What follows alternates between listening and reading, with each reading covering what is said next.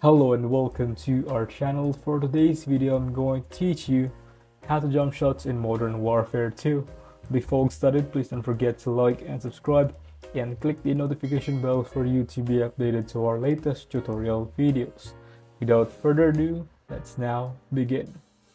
So I've actually been running out of the shotgun quite a lot, and I've actually been getting quite a few jump shots with it. You want to actually know that you're going to be coming from. For example, if you can hear most of my friend is cool and they can just jump around and be pre-aimed on little keeping tight angles. Helps in my opinion basically as long as you know where they're gonna be coming from in. But make jump shots a lot easier. I'm kind of jump around the corner and predict them to that. I do recommend learning how to jump shot properly, as it definitely does help get you some more kills. When you increase your movement, it does actually help you get more kills and play better as a whole.